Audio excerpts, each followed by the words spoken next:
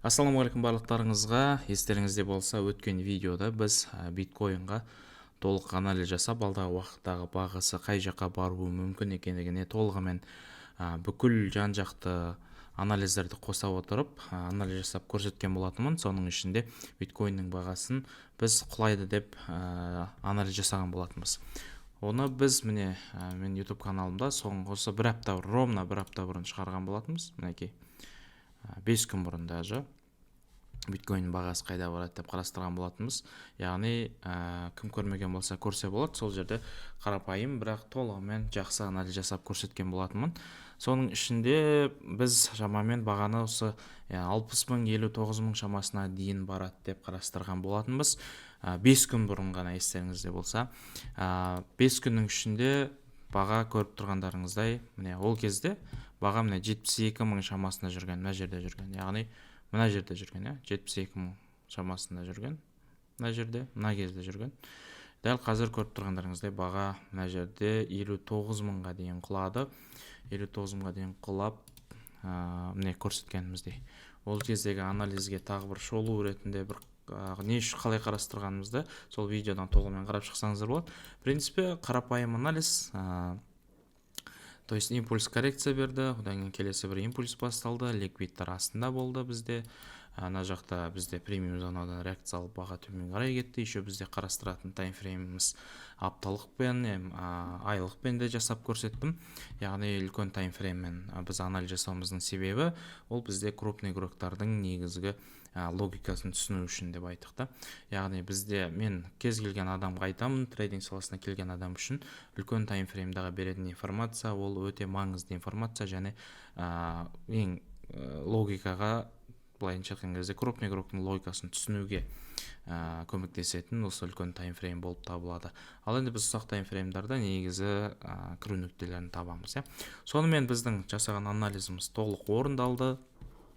Бағалар біз биткоин 59 мыңға дейін құлады. Енді алдағы уақытта қозғалыстарын көреміз, бұйыртса қандай бағада болатынын. Онымен қоса бізде не только биткоин, басқа да бізде мысалға S&P 500 де жақсы құлады. Мына жаққа дейін құлаған екен, S&P 500.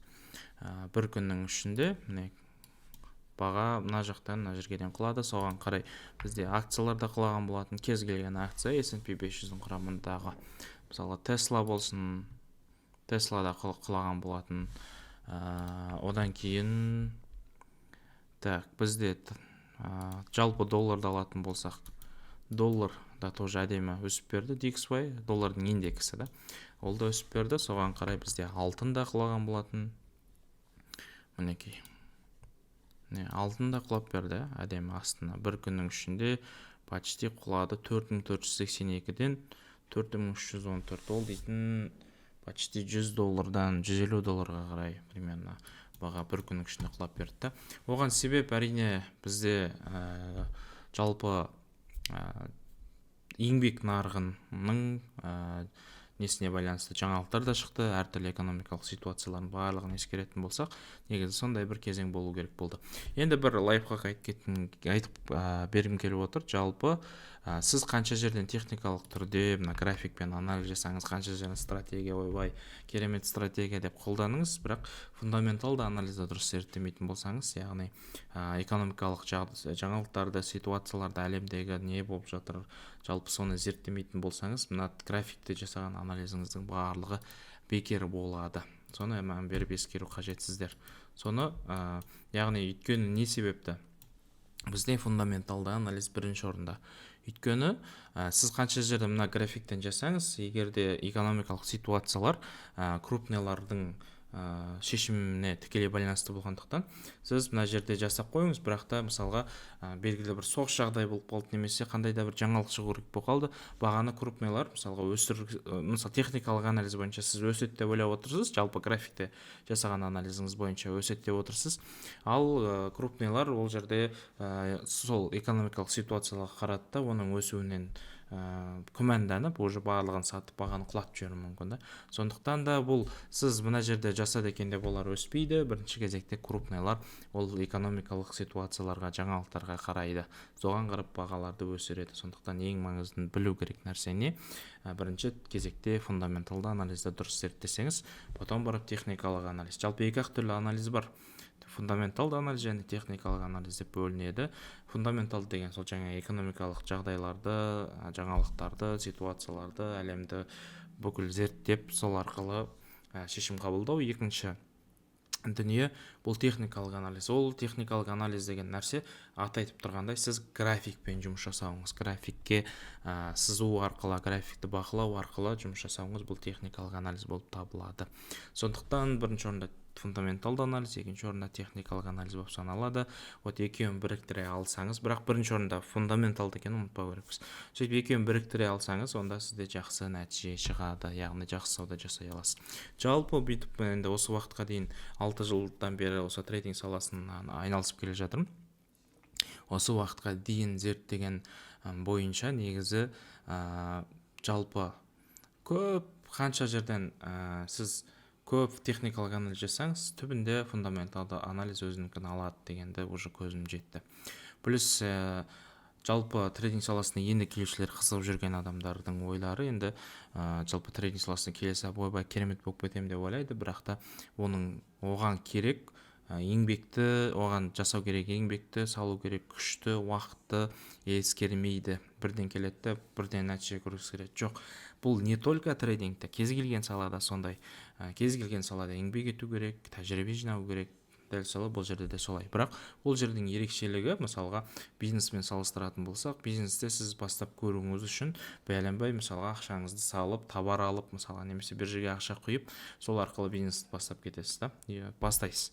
Ол ата ма атпай ма енді бір Құдай біледі. Ал трейдинг саласында сіз бірден ондай ақша салып, көп ақша салуды қажет жоқ. Даже демо счеттің өзімен сауда жасай бересіз да. Ешқандай ақша салмай, демо счетмен сауда жасап, рынок анализ жасап үйрене аласыз, ешқандай ақша салмай. Арқылы уже ақырындап аз-аздан ақша салып, айналдырып көріп жұмыс жасауға болады да.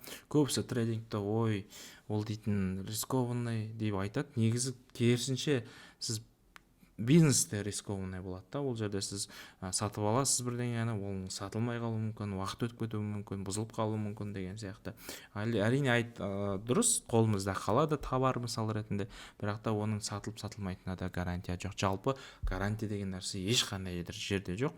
Неге? Оны всегда айтамын мен. Жалпы сіздің ертең өмір сүретініңізге де ешқандай гарантия жоқ.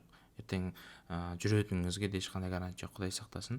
Даже мысалға 40 жыл хирург дейді, 40 жыл операция жасап жүрген хирург, мысалға Құдай сақтасын, операцияға кіретін кезде сізге ертең тірі қалатыныңызға ешқандай гарантия бермейді да.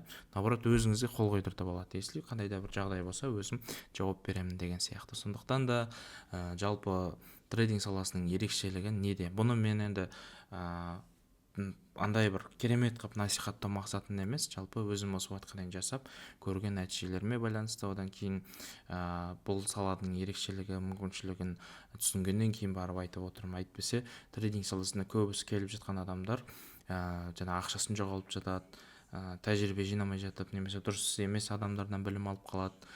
Одан кейін тәжірибе жинамай жатып, білімсіздігінің кесірінен эмоцияға беріліп, риск сақтамаған кесірінен ақша жоғалтып жатады. Бұл нәрсені негізі дұрыстап халыққа жеткізіп келе жатқанымызға біраз уақыт болды. Негізі трейдинг саласы бұл рисктің саласы, бірақ та бұл жерде маңыздысы психология. Ол жерде ақша табатындар психологиясын басқара алғандар, эмоциясын басқара алғандар, одан кейін жаңағы рискті басқара алғандар, плюс тәжірибесі мен білімі жеткілікті адамдар ғана, және дисциплинасы мықты адамдар ғана бұл жерде ұзағынан барып ақша таба алады деген нәрсені айтып келе жатырмыз. Сондықтан трейдинг саласы бұл кризис кезінде де байқасаңыздар, мысалға мына кезде барлығы құлады, ойбай кризис болып жатыр бірдеңе деген күннің өзінде де осы құлағаннан да ақша табылады да. Мысалға коронавирус кезінде көп бизнес жабылып қалды. Оның өзінде мысалы көп адам сол кезде биржаға трейдинг саласына келіп өздерінің табыстарын тауып бастап кетті да. Ал Құдай сақтасын, коронавирус болса да, әлемдік кризис болып жатса да, соғыс болып жатса да, қандай ситуация болсын, мысалға басқа дүниелерде кедергілер пайда болатын болса, трейдинг саласында сіздің телефоныңыз, интернетіңіз, ноутбугыңыз болса жеткілікті, немесе компьютеріңізді отырып үйден не істейсіз, сауда жасап табысыңыз таба береді екенсіз. Енді бұл жерде айтайын, негізі асықпай отырып анализ жасап, әбден зерттеп, рискті сақтап, эмоцияға берілмей сауда жасасаңыз жақсы табыс табуға болады. Ал енді риск сақталмаған, не анализ дұрыс емес, не эмоция басқара алмайсыз, психология быт-шыт болып кеткен, ол кезде сіз жоқ, ол кезде сабыр ету керек, ол кезде ештеңе жасамай қайтадан миды тазалап барып қайтадан жасау керек боласыз.